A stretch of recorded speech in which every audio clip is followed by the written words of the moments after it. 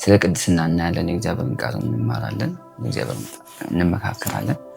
የእግዚአብሔር ክብር በሕይወታችን እንዲገለጥ ከሚያደርጉት አንደኛው ነገር ቅድስና ነው። ሆሊነስ ቅድስና የእግዚአብሔርን ትኩረት የሚስብ ነገር ነውና በቅድስናችን ትልቅ የሆነ የእግዚአብሔርን ክብር ማምጣት በእኛ መካከል እንዲገኝ ማድረግ እንችላለን። ስለ ቅድስና ሰፊ የሆነውን ነገር እናያለን። እግዚአብሔር እንደረዳን ያለውን ነገር እንወያይበታለን። ቅዱሳንም እንደዚሁ ስለ ቅድስና ያላቸውን መረዳት ሰፋ አድርገው እንዲያዩ እናደርጋለን ማለት ነው። ክብር ለኢየሱስ ይሁን። በጸሎት እንጀምራለን ፕሮግራማችን። እንጸልይ። የዓለም ንጉሥ እግዚአብሔር ሆይ ስለዚህ ሰዓትና ስለዚህ ጊዜ እጅግ አድርገን እናመሰግንሃለን። በመካከላችን መገኘት ስላለ ከኛ ጋር ስለቆምክ እናመሰግንሃለን። ቅዱሱ መንፈስህ አብሮን ስለቆመ ስለ ሁሉ ነገር ተባረክ። ክብርና ምስጋና ላንተ ይሁን በኢየሱስ ስም አሜን። እንግዲህ ቅድስና ማለት መለየት ማለት ነው። ትርጉም ቅድስና ማለት መለየት የሚል ትርጉም ይኖራል። አንድ ሰው መቀደስ እፈልጋለሁ ሲል መለየት ማለት ከዚህ ዓለም ሲስተም ከዚህ ዓለም አሰራር ራስን መለየት ማለት። ቅድስና ከሚታዩ ቁሳዊ ነገሮች ወይም ደግሞ ከሚታዩ አካላዊ ነገሮች መለየት ብቻ ሳይሆን የውስጥ አስተሳሰብን ከዚህ ዓለም ነገር መለየት ወይም ደግሞ ክርስቶሳዊ አስተሳሰብን በውስጣችን መገንባት ሆሊነስ ወይም ደግሞ ቅድስና ብለን እንጠራዋለን። እሱን ቅድስና ብለን እንጠራዋለን። ቅድስና የእግዚአብሔርን ክብር በጣም የመጥራት አቅም አለ። ምክንያቱም እግዚአብሔር የሚገኘው በቅድስና መካከል ነው። ቅድስና ባለበት መካከል ውስጥ እግዚአብሔር ይገኛል። መለየት ባለበት መካከል ውስጥ ምንም በሁለት መካከል መሆን አይቻልም። አንድ ሰው ወይ ክርስቶስን መፈለግ አለበት ወይም ደግሞ ይህን ዓለም መፈለግ አለበት። ሁለቱም ቦታ ላይ ከሆነ ክርስቶስ ወደሱ የመምጣት እድሉ አነስተኛ ነው የሚሆነው። ሰውየው ራሱን ለቅድስና ራሱን ለክርስቶስ መለየት ሲጀምር ክርስቶስ በሱ ህይወት መስራት ወደሱ መምጣት ይጀምራል። ቢኮዝ የክርስቶስ አይነት አስተሳሰብ በሱ ውስጥ መገንባት ይጀምራል ማለት ነው። የክርስቶስ የሆነ ማንነት በሱ ውስጥ ማደግና መብዛት ይጀምራል ማለት ነው። ቅድስና በዚህ ዘመን በጣም ኢምፖርታንት ወሳኝ የሆነ ነው ማለት ባልተቀደሰው ዓለም ውስጥ ተቀድሶ መኖር ማለት ነው። ወይም ደግሞ በጣም በረከሰ ዓለም ውስጥ በአስተሳሰብም በድርጊትም ከዚህ ዓለም ተለይቶ መኖር ማለት ነው። ምን ማለት ነው? ይህ ዓለም የተቀደሰ ዓለም አይደለም። ሙሉ ለሙሉ ብዙ ርኩሰት የሚታይበት ብዙ መልካም ያሉ ነገሮች የምናይ የምንሰማበት ነው። ነገር ግን በዛ መካከል ውስጥ ራሳችን ለእግዚአብሔር ለይተን መኖር ለእግዚአብሔር ለይተን መኖር ስንል ከሚታዩ ከፊዚካል ከሆኑ አካላዊ ነገሮች ብቻ ሳይሆን እሱ እንዳለ ሆኖ ነገር ግን ሐሳባዊ ጭምር ነው። ቅዱስ የሆነ ሐሳብ ማለት የተለየ ሐሳብ። ያ ማለት ቅዱስ የሆነ ሐሳብ ማለት በክርስቶስ ኢየሱስ የነበረው ያ ሐሳብ ማለት ነው። በእኛ ሲሆን ያ ሆሊነስ ይባላል። ያ ቅድስና ይባላል። ለዛ ነው መጽሐፍ ቅዱስ ቃሌን ቀንም ሌትም አሰላሰል የሚል መልእክት ለኢያሱ የነገረው። የእግዚአብሔር ቃል ሜዲቴት በምናደርግበት ሰዓት የእግዚአብሔር ቃል ሰዎችን መቀደስ የሚችል አቅም አለ። ሰዎችን መለየት የሚችል ምክንያቱም የእግዚአብሔር ቃል ብቻ ሳይሆን መንፈስ ነው። ወይም ሰው እንደሚያወራው አይነት ወርድ አይደለም። ሰው የሚያወራው ቃል አለ። የእግዚአብሔር ቃል ግን ራሱ የእግዚአብሔር እስትንፋስ ስለሆነ ያ ቃል ሁሌ ሜዲቴት ስናደርገው ወደ ክርስቶስ ያቀርበናል። ምክንያቱም ውስጣችን ይቀድሳል፣ ውስጣችን ይለየዋል፣ ከዚህ ዓለም ነገር ይለየዋል። ውስጣችን ካልተለየ በአስተሳሰብ ካልተለየ ከዚህ ዓለም ጋር ያለው ነገር ግንኙነት ካልተለየ በቁሳዊ ነገሮች ወይም ደግሞ ከሰው ጋር ባለን ኮሚኒኬሽን ራሳችን ብንለይ እንኳን ቅድስና አይመጣም። ቢኮዝ ውስጣችን አልተቀደሰም። እግዚአብሔር የሚኖረው በእኛ ውስጥ ነው፣ በልባችን ውስጥ ነው የሚኖረው። በልባችን የሚኖረው ክርስቶስ የሚከታተለው የልባችንን ዝንባሌ ነው። የኛን የልበት ዝንባሌ ነው የሚከታተለው። በየዕለቱ ሜዲቴት የምናደርገው ወይም ደግሞ በሌላ አነጋገር በልባችን ውስጥ የሚመላለሰው ነገር በሙሉ ወይ ይቀድሰናል ወይም ደግሞ ያረክሰናል። እግዚአብሔር ደግሞ የጠራን ቅዱስ ሕዝብ እንድንሆን ለርስቱ እንድንሆን ለርሱ የተለየን ወገን እንድንሆን የተጠራን። እግዚአብሔር ቅዱስ ነው። የጠራን ለቅድስና ስለሆነ ራሳችን ለዚህ መለየት ያስፈልጋል ማለት ነው። በሌላ አነጋገር እያወራው ያለው ስለ ውስጥ ቅድስና ነው። ስለ አስተሳሰባችን ቅድስና። ቅዱስ ያልሆኑ አስተሳሰቦች አሉ፣ ቅዱስ ያልሆኑ ሐሳቦች አሉ። እነዛ ቅዱስ ያልሆኑ ሐሳቦች ሙሉ ለሙሉ ከእግዚአብሔር ጋር ያጋጩናል። አለመቀደስ ማለት በእኛና በክርስቶስ መካከል መጋረጃ እንደማድረግ ማለት ነው። ክርስቶስ ወደኛ እንዳይመጣ ያደርገዋል። ምሳሌ በብሉይ ኪዳን በነበረው ዘመን የመገናኛው ድንኳን ከእስራኤላውያን ሕዝብ ውጭ ነው የሚተከለው እና እግዚአብሔርን የሚፈልግ ሰው በሙሉ ከዛ መውጣት አለበት። እዛ ወጥቶ የመገናኛው ድንኳን መሄድ አለበት። ሙሴም ልክ እንደዚሁ ተለይቶ መውጣት አለበት። በዚህ ሲስተም በዚህ ዓለም ውስጥ ስንኖር በአስተሳሰብ ካልወጣን ከዚህ ዓለም በአስተሳሰብ ማለት እንደው የተለየ ከፍ ያለ አስተሳሰብ ሳይሆን ክርስቶስ ኢየሱስን የሚመስል ሐሳብ ማለት ነው። ጌታ ኢየሱስ ክርስቶስን የሚመስል ሐሳብ። ያ ሐሳብ ታዲያ እንዴት ነው በእኛ ውስጥ ማደግ መብዛት የሚጀምረው? ብዙ የእግዚአብሔር ቃል ባሰላሰልና በውስጣችን ባስገባን ቁጥር እንደ እግዚአብሔር ቃል የሆነ ሐሳብ ይኖርናል። እንደ እግዚአብሔር ቃል የሆነ ሐሳብ ከተገነባ በኋላ ያ ሐሳብ ባህሪና ድርጊት መሆኑ አይቀርም። ምክንያቱም ሰው በልቡ እንደሚያስበው ልክ እንደዛ ስለሆነ ስናሰላስለው የምንውለውን ነገር በስሜታችን ይገለጣል። ስናሰላስለው የምንውለው ነገር በባህሪያችን ይገለጣል። ቅዱስ የሆነው ልዩ የሆነውን የእግዚአብሔርን ቃል አብዝተን በውስጣችን የምናስገባ ከሆነ የመጀመሪያው ሆሊነስ ይመጣል። ከሆሊነስ ቀጥሎ የኢየሱስ ክርስቶስን ትኩረት እናገኛለን። በሌላ አነጋገር ኢየሱስ ከኛ ጋር ለመሆን ይመጣል ማለት ነው። በሌላ አነጋገር ከኛ ጋር ሆኖ ለመስራት ይዘጋጃል ማለት ነው። ሆሊነስ በጣም ፈታኝ የሆነበት ታይም ነው ይህ ሰዓት። ቅድስና በጣም የሚፈትንበት ታይም ነው። ምክንያቱም ክፉ ነገር፣ ልክ ያልሆኑ ነገሮች፣ ኔጌቲቭ ነገሮች ወደ ማይንዳችን ወደ ልባችን በቀላሉ መግባት ይችላሉ። ምክንያቱም የወደቀው አዳም አንደኛው ባህሪው ይሄ ነው። ሰው ይገባል፣ የትኛውም ነገር ወደ ውስጣችን ይገባል። ሰው ከእግዚአብሔር ይለየናል። ሰው ቸርች እየሄደ ቤተክርስቲያን እየሄደ በሐሳብ ግን ከክርስቶስ ሊለይ ይችላል። ምክንያቱም ሜዲቴት የሚያደርገው ነገር ሊለየው ይችላል። ክርስትና ደግሞ የልብ ጉዳይ እንጂ የፊዚካል የአካል ጉዳይ አይደለም። በልባችን የምናስበው በፊዚካል ይገለጣል፣ ወይም ደግሞ በምናየው በዚህኛው ዓለም ይገለጣል ማለት ነው። ለምናስበው ነገር ጥንቃቄ ይፈልጋል። መጽሐፍ ቅዱስ በክርስቶስ ኢየሱስ የነበረው ያ ሐሳብ በእናንተ ዘንድ ይሁን። ምን ማለት ነው? የክርስቶስ ሐሳብ ምንድን ነበር? አብን ማክበር ነው። ሌላ ነገር የለውም። ይዞት የመጣው ሐሳብ እሱ ነው። አንዱ ስለ ሁሉ ሞተ። እንግዲህ አንዱ ስለ ሁሉ ሞተ፣ ስለ ሰው ልጆች ሁሉ ሞተ ማለት ነው። እኛ ምንድነው ታዲያ የምናደርገው? እኛ ስለሞተልንና ስለተነሳልን እንኖራለን ማለት ነው። ምንድነው የምናደርገው? በክርስቶስ ኢየሱስ የነበረውን ሐሳብ የኛ ሐሳብ ነው የምናደርገው። በጌታ በኢየሱስ ክርስቶስ ውስጥ የነበረው ያ ሐሳብ የኛ ሐሳብ ነው የሚሆነው። ምን ማለት ነው? ከዚህ ዓለም ጋር የምንዋጋው ሐሳቡን ባለመቀበል ነው። የክርስቶስን ሐሳብ በመቀበል የዚህን ዓለም ሐሳብ ባለመቀበል ያ ሆሊነስን ያመጣዋል። ሙሉ ቅድስና ወይም ሰማያዊ የምንለውን ቅድስና ያመጣዋል። ቅድስና ሰዎች እንደሚሉት ወይ አለመጠጣት ምናምን ሳይሆን ኦፍኮርስ አለመጠጣት አንዱ ነገር ሊሆን ይችላል። ግን ሆሊነስ ከዛም ያለፈ ነው። በጣም ሰፊ ነው ቅድስና። የፍቅር አስተሳሰብ አለማዳበር በራሱ መርከስን ያመጣል። በልባችን ውስጥ ሰውን ጠልተን መያዝ በራሱ መርከስን ያመጣል። ክርስቶስ የሚፈልገው የሱ ሐሳብ እንድንይዘው። እሱ ምንድን ነበረ? ንጹህ ነበር፣ ቅዱስ ነበረ። የመጣው ሰዎችን ለማዳን ነው፣ ሰዎችን ለመርዳት ነው። ያ አስተሳሰብ የኛ እንዲሆን ይፈልጋል። ሰዎችን የመርዳት ማንም ሰው የሚወደውን ሰው ይወዳል፣ የሚጠላውን ሰው ሊወድ አይችልም ማንም ሰው። እንደ ክርስትና ግን ስንመጣ ከዚህ በተቃራኒ ነው። የሚጠላንን መውደድ እንድንችል። ያ ደግሞ በተፈጥሯዊ መንገድ የሚመጣ ነገር አይደለም። ግን የክርስቶስ ሐሳብ ሞር እየገባን ሲመጣ፣ የጌታ የኢየሱስ ክርስቶስ መንገድ እየገባን ሲመጣ ማንንም መውደድ እንችላለን። እንዲሁ ቸር የሆነ ልብ ይኖርናል። ሰዎችን የሚያቀፍ ሰዎችን የሚያፈቅር ልብ ማዳበር፣ መውደድ እና በውስጣችን መትከል እንችላለን ማለት ያ ሆሊነስን ሙሉ ያደርገዋል በእኛ ውስጥ።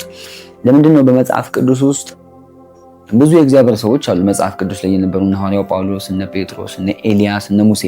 ምንድን ነው ከኛ ዘመን የሚለያቸው? የመጀመሪያው ነገር ኤልያስ እንደኛ ሰው ነበር፣ የተለየ አይደለም። ዘመኑም የተለየ ሆኖ አይደለም፣ ግን እነሱ የተለዩ ነበር ለጌታ ሙሉ ለሙሉ ራሳቸውን የሰጡ ናቸው። ምን ያክል ጌታን ትወዱታላችሁ? ራሳችሁን መጠየቅ አለባችሁ። ምክንያቱም መውደድ፣ ክርስቶስን መውደድ ለሱ መሰጠትን ያመጣል። ምንም ብዙም እንትን አይልም። የተሰጠንለትን ነገር ደግሞ እንኖርለታለን። በውስጣችን ብዙ የተለያዩ ሐሳቦች ይመጣሉ። ፖዚቲቭም ኔጌቲቭም ሐሳቦች በውስጣችን ይመጣሉ። ግን እሱ ሳይሆን ዋና ፖዚቲቭም ኔጌቲቭም ሳይሆን የእግዚአብሔር ቃል ነው ሞር በእኛ ውስጥ መኖር ያለበት። የእግዚአብሔር ቃል በእኛ ውስጥ በጣም በኖረ ቁጥር ይቀድሰናል። አንድ ጠንካራ ያደርገናል፣ እምነታችን ያጠነክረዋል። በዚህ ባለንበት ትውልድ ላይ ጠንካራ ክርስቲያኖች ወይም ደግሞ የክርስቶስን ሐሳብ የሚገልጡ ሰዎች ያደርገናል። ወይም መንፈስ ቅዱስ የሚጠቀምባቸው ሰዎች እንሆናለን። ክርስትና በቀላሉ ሪሌሽንሽፕ ነው። ምን ማለት ነው? አምላክና ወይም ደግሞ ኢየሱስ ክርስቶስና የኢየሱስ ክርስቶስ ልጆች ህብረት የሚያደርጉበት መንገድ ነው። ህብረት የምናደርግበት መንገድ ነው ከክርስቶስ ጋር፣ ወይም ደግሞ ቅድስና የምንካፈልበት፣ የእግዚአብሔርን ሐሳብ የምንገልጥበት፣ በዚህ ዓለም ውስጥ የጨለማውን ዓለም ሪጀክት አድርገን ተቃውመን የክርስቶስን ብርሃን አብርተን የምናሳይበት ነው። ያ ሲሆን ክርስቶስ ከኛ ጋር ለመቆም ቀላል ነው የሚሆነው። ብዙም የሚጠይቀው ነገር የለም። ሆሊነስ ነው የሚጠይቀው፣ ቅድስና ነው የሚጠይቀው። በዚህ ሰዓት ያለ እኛን አገልጋዮችን የሚሆን ምዕመኑንም ቢሆን የሚፈትንና የሚያስቸግር ነገር ቅድስና ነው።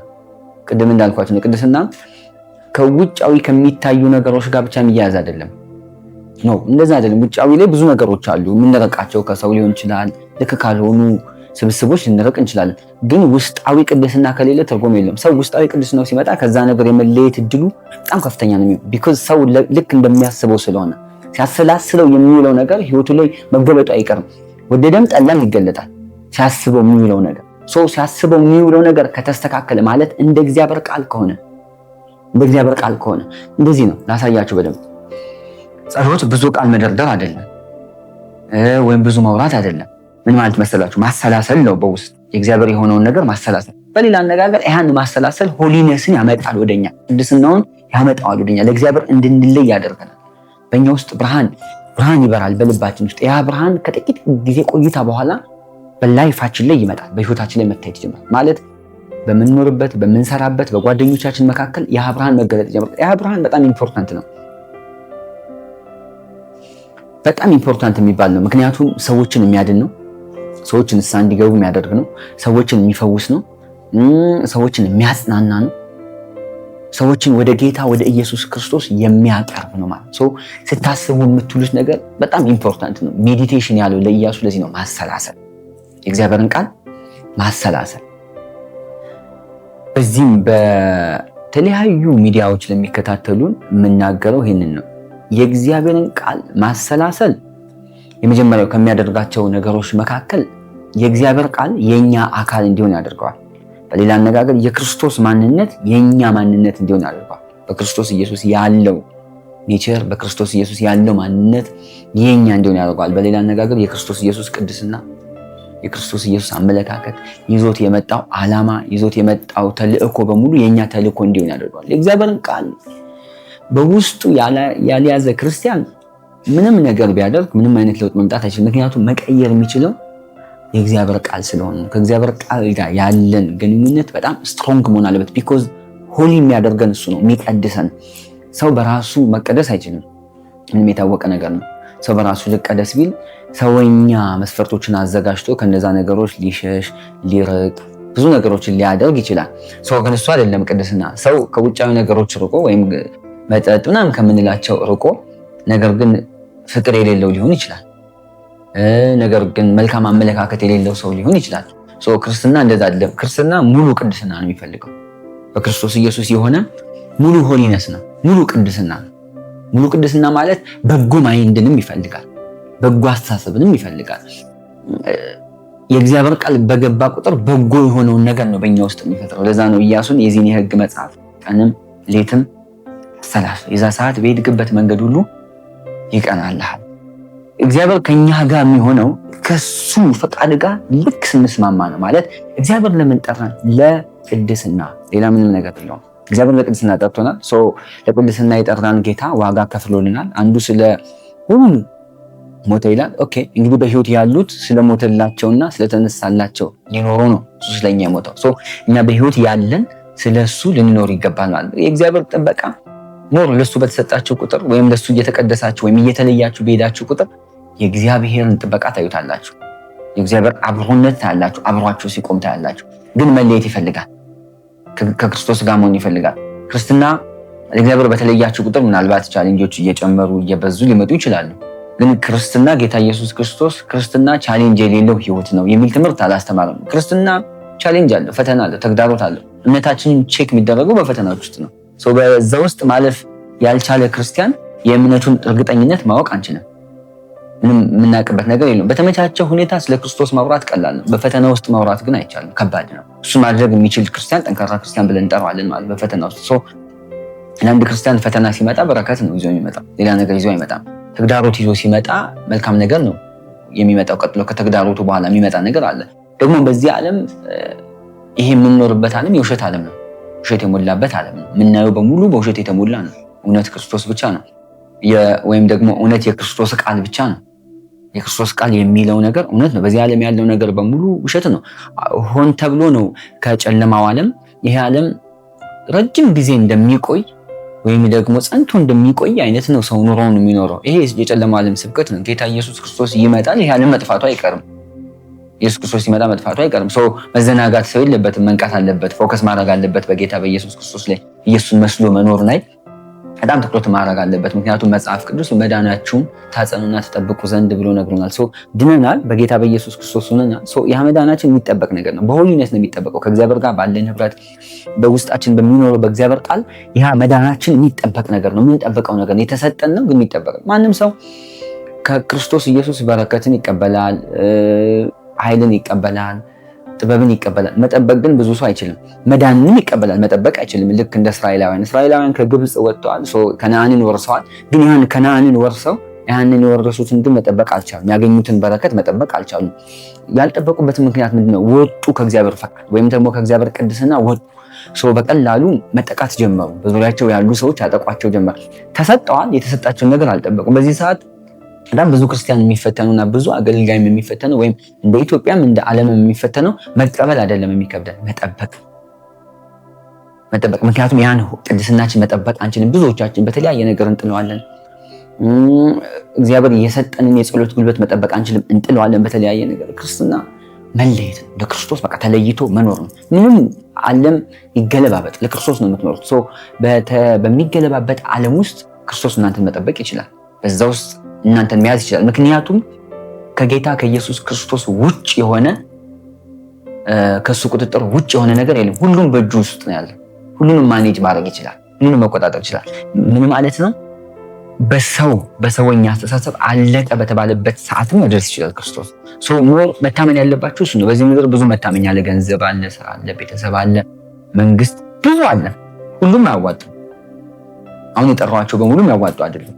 ኖር ግን ክርስቶስን ትረስት ማድረግ፣ ክርስቶስን መደገፍ እንደቀጥሎ የሚወጣው ውጤት ሰዎች በማይችሉት መካከል ውስጥ ክርስቶስ እነዛን ሰዎች ማዳን ይችላል። ከሰው አቅም በላይ በሆነው ነገር ውስጥ ያ ደግሞ የሚፈልገው እንዳልኳችሁ ነው፣ መለየት ይፈልጋል። በየትኛውም በመጽሐፍ ቅዱስ ውስጥ ያሉ የእግዚአብሔር ሰዎች እያንዳንዳቸውን ቼክ ብናደርግ ትልቁ ሚስጥራቸው መለየት ነው፣ ወይም ደግሞ መቀደስ፣ ተለይተው ለእግዚአብሔር መኖር። ይህንን ዓለም ጠልተውት አልፈለጉትም። ይህንን ዓለም በሌላ አነጋገር ይውላቸው በሀሳብም በድርጊትም ከዚህ ዓለም የሚቃረን ነው የሚያደርጉት። ምን ማለት ነው? ይህ ዓለም የሚጠላውን ሰው ይጠላል፣ ክፉ ያደርጋል፣ ጥቅመኛ ነው። ይህ ዓለም በጥቅም የተሳሰረ ነው። ሰው ሁሉ በጥቅም የተሳሰረ ነው።